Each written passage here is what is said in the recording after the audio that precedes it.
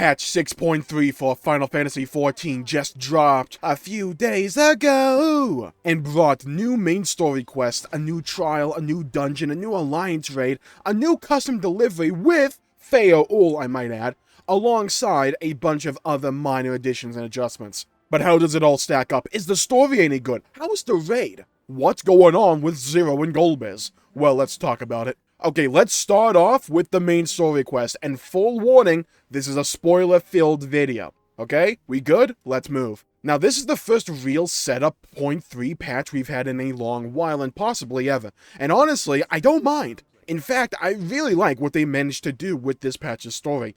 Zero is a character we've only recently met with 6.1, and she has already climbed the ranks to one of my favorite characters in the game. The way they connected her to Xenos, the 13th, she's just simply an interesting character, inserted at a time when the game's story desperately needed some new blood and an interesting character, and her development has not been slow and has been a pleasure to experience. Watching her relearn what it means to be human in Golem was a really nice touch. Most other games would have taken until the final patch or into the next expansion to get to the point we're at right now with 6.3 wrapping up, in terms of Zero's development. And I don't think they rushed it. I felt like it was really well paced. Golem as a zone really lends itself to slower paced, emotionally heavy narratives, and Zero learning empathy and wanting to do good fits like a glove with the struggle that the Gallians are facing here, as well as they continue to fight for survival in a land that is fraught with danger, from the cold, lack of food and resources, to now the new waves of void sent. And if you gave me a million years, I never have suspected Jmulls to be the character to really help bring Zero into the fold. But dang, I think they made a good choice here. Jmulls was a character who started off cold, distant, and untrusting of us, and over the course of Golem back in 6.0, he slowly warmed up until the dam broke and the emotions overwhelmed him. Pairing him with Zero for a few scenes, and especially the booth scene, was expert. Golem and the whole atmosphere of it all, the cold, dark train station where survivors are clinging to life, having these moments in that kind of location work. It just works.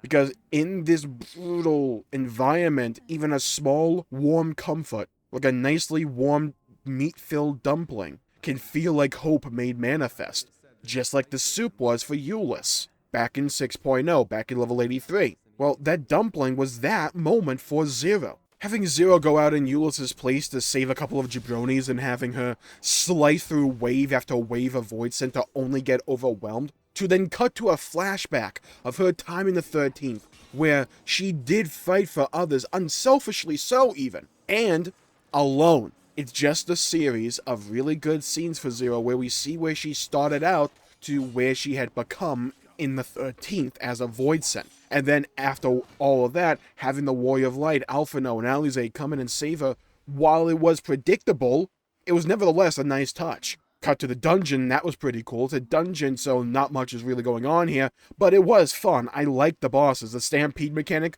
for the first boss, it was simple, yet hilarious, watching the animals like slightly jog across the stage.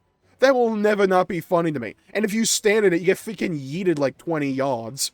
It's hilarious. Now, some might say that they were a bit too quick with Zero coming around to no longer wanting payment to do good deeds, but I would personally disagree. I was surprised, but happily so, at how fast they got to the point here. You honestly don't need much when we already have the groundwork of her being a good person before the flood of darkness. We've seen so many stories of people learning what it means to be human, or learning what it means to have empathy, across various pieces of media over and over and over and over again. So, relying on the strengths of the characters that we've already developed and care about in the world of Final Fantasy XIV, like Jmulls, like Alize, like Vritra, like Y'shtola, and all the other characters we've interacted with, and use that as the mechanism to teach her empathy, so they can instill the lessons that they learned, especially Jmulls, onto this new character. It worked because it does what Final Fantasy XIV does so well. When a character's story arc is essentially completed, they don't just die to make it feel emotional. They stick around and use that development to further the plot and the narrative of other characters. So it feels rewarding. That's why, in my opinion, the dumpling scene was so good, besides the animations being like a step above anything else we've had in this game up to this point. Because it's piggybacking off of the development that we put into Garlemald back at level 83. And it's using that as the mechanism to teach Zero what it means to be human, what it means to have empathy, to fight for good. It's a really interesting and engaging way to bring that story back around and to further the development of Zero. We've only had a couple of patches with her, but I feel like I care about her as much as I do the other Scions. They did a really good job with bringing her into the fold. And I don't know if I'm in the minority in that opinion, but I really like her as a character. The Rubicante fight was cool, but what I really liked about that fight was the dialogue with Zero afterwards, when we are talking to Rubicante, and he's just telling us his story and what he wants. He's unapologetic in what he was doing, but he's like, well, I'm about to die. I've kind of achieved my objective. I'm going to go back into the flow of life and death. Let's talk. And while I'm kind of surprised with how quickly we beat the 4 Archfiends, they are clearly setting something up for Golbez, and I'm so interested to see where that story is going. The patches have been riddled with Final Fantasy IV references and characters. Hell, base Endwalker was as well. And Golbez's identity was a massive deal in Final Fantasy IV. So I'm certain it will be a big deal here as well. And I don't think he's just some random jabroni they got off the street, slapped Golbez's name on him and called it a GG. I got a theory video coming up in a few days. I'll go more in detail on this, though I'm pretty sure he's probably a shard of either Xenos or the Warrior of Light. And I'm leaning towards the Warrior of Light. But I'll go into detail why later in that future video. But oh my god, using the moon of the 13th and having it be essentially the moon from Final Fantasy IV, god, I love it. I just love it so much. It looks beautiful. Come on, look at it. The view of the 13th from the moon with Asdaya in the magic Pokeball is just a beautiful visual. I love the fact that in Endwalker we are going to end up going to 2 completely different moons. I love that. It's hilarious to me. How all the advertising for Endwalker before it came out was the fact we were going to the moon, and then it turned out to be like a level 84 zone. And now in the grand scheme of it all, it's probably going to be the final zone we go to in the entire expansion with 6.4 and maybe 6.5. Makes me chuckle just a little bit. I like it. Interesting how they pulled that off. Now let's go over to the Alliance raids. Okay, I will rip the band-aid off. I prefer Aglia, but I still do kind of like this one. I feel Novica visually is one of my favorite fights in here, but mechanically I felt it a bit bare. I did do it as Red Mage. I did this entire raid as Red Mage. I want to try Melee next time and see if that changes my perspective at all, because I've only recently capped Red Mage. I haven't played much of it in Endwalker, but I still managed to shut my brain off mostly for the first 2 fights and just focus on my rotation. I feel like Novica was 1 or 2 mechanics away from being a really cool fight to me. Maybe 3. The siblings had some interesting stuff going on, though, to be honest with you, I find myself having difficulty remembering it all. I had to rewatch my kill of it because I recorded it. And it could just be that as range, I just didn't have much to do. Just avoid some ground AoEs, know the COD mechanic, and I got Fire and Ice, which are pretty easy to deal with, ignoring the fact that I failed one of them. But then we get to Holone, and oh my god, this fight is easily the best one in here. Some memorization with her showing you what mechanics she's going to do before she does them, which I found engaging enough. It's a nice little memory exercise. But she had a good pace overall, and I always felt the need to pay attention to what I was doing with her, right? Always pay attention to what her animations were, what mechanics she was doing, because when she did an animation, you had to know it, and you had to understand it quickly, and I liked that. I did end up dying near the end, and I skipped the mechanic because of that. You know, the one where you split up into, like, those small circles. But still, it's easily my favorite fight in here. Nothing too brutal, but she had a good pace to her mechanics. I really like that. Menfina's an interesting one. I liked the moon mechanic, despite the fact I kind of winged it for the first half of the fight and just followed the group, but I eventually got the hang of it. I tend to like it when the boss can convey information to you in a unique manner, and Menfina did that for me. Plus, the song was pretty good as well. I prefer In the Balance, but I still really like this one. Her bringing out the wolf like halfway through was great as well. Really upped how chaotic it all was. And I love the form shift.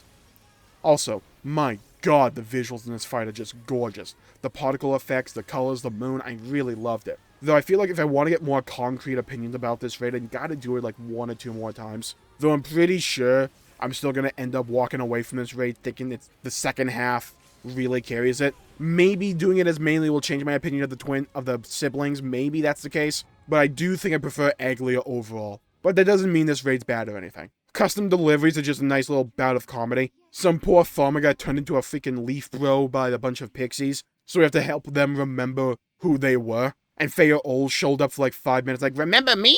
Look, I'll take whatever excuse they can come up with to put Faya Ol back in the story. It's in some capacity. But yeah, those are really my thoughts for most of 6.3 as a whole. Really enjoying this patch. I'm also really enjoying the patch cycle of Endwalker as a whole. I feel like a lot of cool content with this patch is coming in 6.3.5. So that's going to be one to look out for. We'll have the bunny dailies. We're going to have... I think we get the new deep dungeon with 0.5 as well. With 0.35 as well. So that'll be interesting to look out for. Kind of want to get back on the grind of doing my Island Sanctuary. So yeah, I'm going to call the video there for the day. Hope you all enjoyed it. If you did, please leave a like and subscribe. It really helps the channel out and helps support future content. And I greatly appreciate it. Overall, 2 thumbs up for me. Really liked the story. It's a lot of setup, but it was good setup. Really interested to see where the story goes from here. Also, Zero, again, becoming one of my favorite characters. They're doing such a good job with having us transition away from the Zodiac Heidelin arc of the story into this new story, and I'm so interested to see where they're going with this. Raid was good. Oh yeah, the new UI theme. I like it. Reminds me of Final Fantasy VII Remake in a couple of ways. I like it. And ever since I heard that comparison that someone said, I think in Discord that I'm in, I can't unsee it. So yeah, I'm going to call the video there for the day. Thank you all for tuning in. Stay safe out there, everybody. Have a great day, and I'll see you all next time. Leave a comment down below with your thoughts on 6.3. I'd love to hear your thoughts and hear your perspective. Stay safe, have a great day, and I'll see you all next time. Bye-bye, everybody.